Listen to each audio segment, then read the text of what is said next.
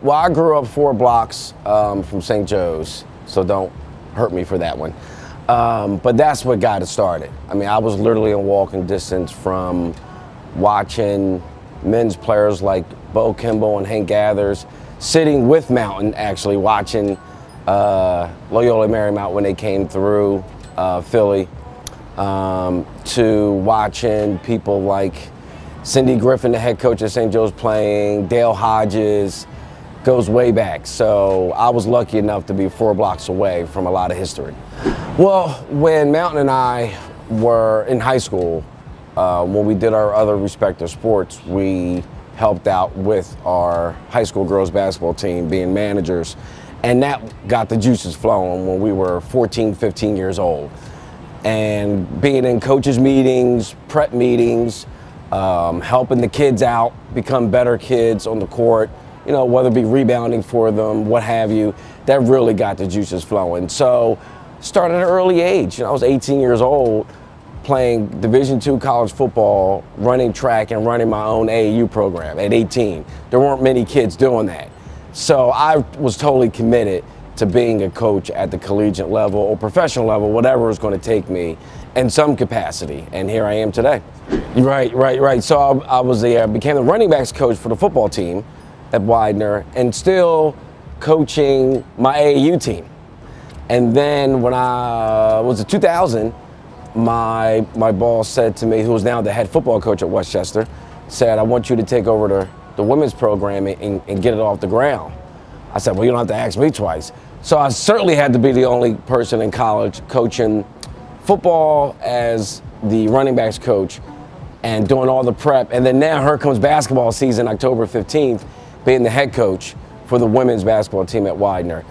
So it was very time consuming. I felt like I was breakdancing on my head to get things accomplished in recruiting. But we did some nice things there at Widener. So again, then it became the first to get me to Division I with sport. And then Duquesne came calling in 2003, and the rest is history. You know what the learning curve was? It was more taking the recruiting tests, getting used to some of the rules. But as far as Division I basketball was basketball, that was an easy transition to get on the floor and teach. And we had some really good players at Duquesne.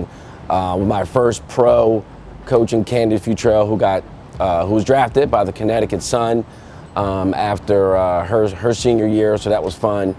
And we had a great year, 10-6 in the Atlantic 10. So I really got a chance to know the league and all that type of stuff. So it was a learning curve, more of the rules, but basketball is basketball. We just coached and taught. And so I'm so appreciative of Dan Durkin, who's the head coach there, giving me my first Division I opportunity. We only left Duquesne where there were some personal things, but my mother-in-law got sick and things of that nature. And then when this opened up to work with Mimi Riley and Chrissy Donahue, Dugan now, at the time, I coached Mimi in high school and battled against Chrissy and then got to know Tom Lochner pretty well, and then coming back to Philly. So all of that just was a comfortable mesh to come back and help them get things going. So I was able to be a part of the recruiting of Jamie Walsh, who is the school's leading 3-point shooter. I believe she still has that. I'm not sure if it was broken or not.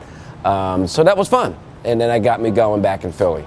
Yeah, well, I'll tell you what, when I got there, I would say Mike only needed a few more blocks to be completed because him and Bernadette, they really got the program going, along with Kara Cassidy, who I replaced there.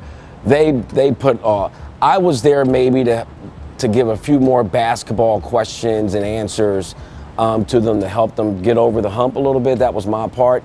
And then over the year, a couple more recruiting classes helped maintain it for sure. But being with Mike, the one thing you learned was simplicity. That was, my goodness, it was like, no, we don't need to do this, just do it this way, keep it simple. Because I'm coming from Indiana, and I learned all these new things with Kurt Miller and all this big time stuff, and then went back to the basics. And we had enough talent to finally beat Princeton. And so, yeah, winning those 2 Ivy titles were great. But my 7 years at St. Joe's under Cindy were just tremendous. She really gave me the empowerment to go, here you go, Chris, take over the recruiting, do a lot with basketball, help me out. And that really was, for me personally, a big rocket ship to go forward and learn a lot about this level of basketball. Yeah, it was a dream come true, but coming back home was also a dream come true. But I really did enjoy my years at Vermont, getting that program off the ground.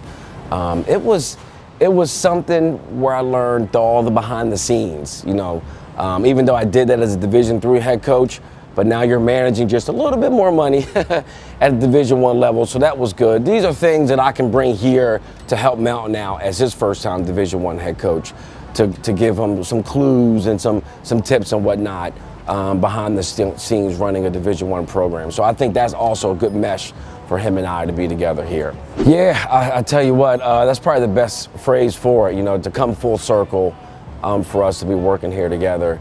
It's really surreal. Yeah, you should have seen when he got the phone call to get the job, and I was just cleaning the house and just doing all my duties at the house, and I knew he was going to get the call. I had that feeling. Of course, I missed his call, but to get that phone call from him to go, I got the job here. It was. I felt like we were sitting together, just a complete dream come true for both of us. Because like I said, stuff we talked about. We were 14, 15 years old working together at a Philly school. And it was pretty cool to be LaSalle, again, with Chrissy Dugan, Donahue then, Andy Gallagher. Those kids we all used to hang out with and we know so well and we still communicate with on a daily basis. So it's a really surreal moment to be here with him and help him get LaSalle's program back to the mountaintop.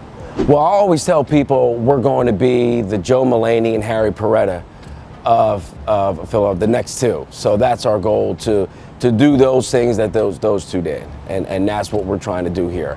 When the program moved to the Atlantic 10 in '97, as you know, it was major success. That was Chrissy and that team's senior year.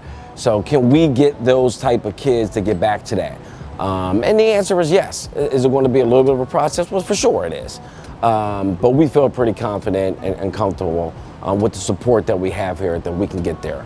Well, I think from a talent standpoint, it was the versatility. Even then, they had kids from all positions that could score it inside and score it outside. So those are the things that we're working with our kids now, and they're really buying into the importance of the three-point shot and being able to score inside, which is why when Matt was at Quinnipiac, that's why they had a success. They had 5 kids that could score from just about anywhere on the floor. So that's what they had in '97 as well, and that's what we're trying to get to. And really trying to continue to recruit kids that have a tremendous high basketball IQ that can make plays on their own without us saying, do this, do this, do that. And we can just give them some tools to help them. And that's also what we're trying to get to as well. So we got a good group here that can do that. We're starting to change that way in the positive direction, and we're just trying to recruit to keep it going.